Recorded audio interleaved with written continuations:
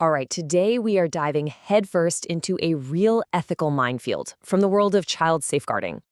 This is one of those situations where the right thing to do is anything but clear.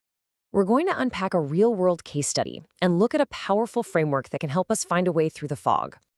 So let's put you in the hot seat for a second. Imagine this is your call. You've got 48 hours on the clock, a child's safety, your relationship with a colleague, a family's trust. It's all hanging in the balance. And this isn't just some thought experiment. It's the exact high-stakes dilemma facing our protagonist, a safeguarding professional named Janita. So at the heart of all this, we've got Martin Chen.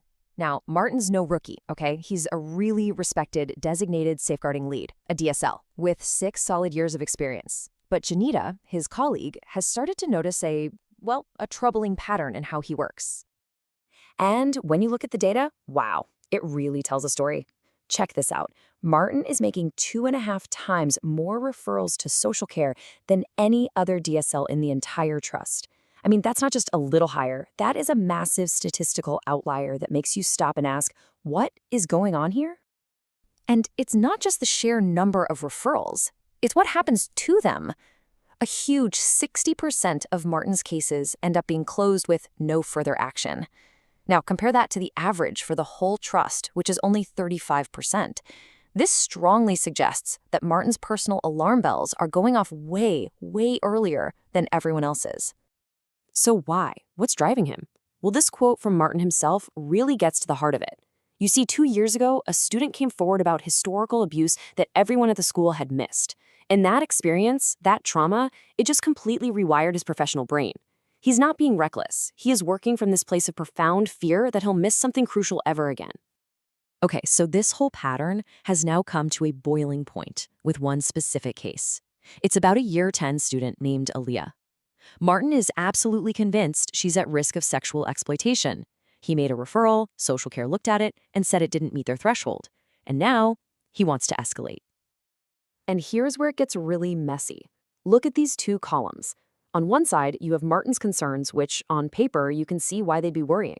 But then, on the other side, the school's pastoral lead, who actually knows Aaliyah and her family really well, provides all this crucial context. Suddenly, the older males are just her cousin's fans. The new money is from a weekend job. Every single red flag gets reframed as just, normal teenage life. The pressure is coming from all sides, too. The head teacher is worried about the big picture. She's thinking, if Martin keeps crying wolf like this, he's going to destroy the school's credibility with social services. And what happens when a truly high-risk case comes along? Will anyone even listen? And then there's the very real human cost. Aaliyah's mom is mortified. She feels judged and misunderstood. The very process that was supposed to protect her daughter has actually just pushed her family away, breaking that essential trust between home and school. And that is a huge problem. So Janita is stuck in this tangled mess of data, past trauma, and competing pressures. She quickly realizes that a simple yes, escalate, or no, don't just isn't going to cut it. She needs a totally different way of looking at the problem.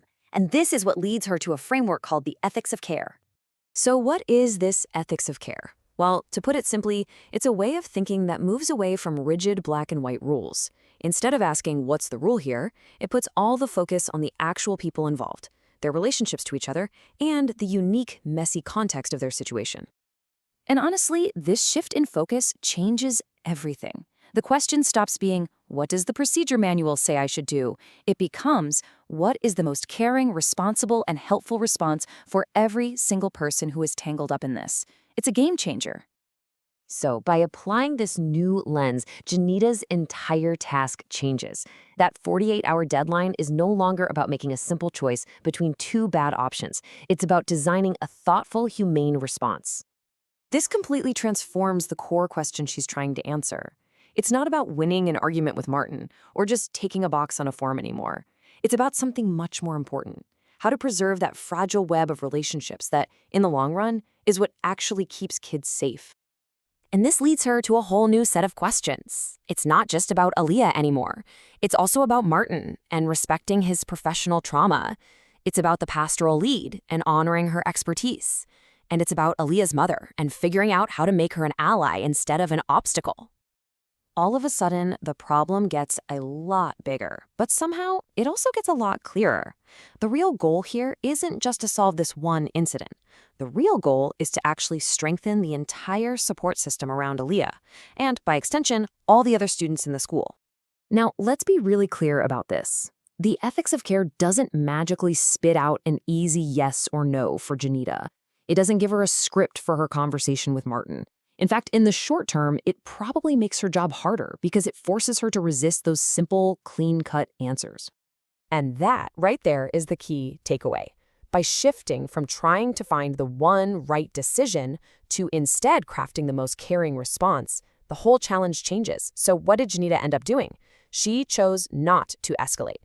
Instead, she used those 48 hours to get Martin and the pastoral lead in a room together to create a unified support plan for Aaliyah. She also set up a private chat with Martin to talk about his anxiety and the data, offering him real support. You see, the framework didn't give her an easy answer. It gave her a better process, which leaves us all with a pretty big question to think about. In our own work, in our own lives, how often do we chase a simple decision when what's really needed is a much more thoughtful response?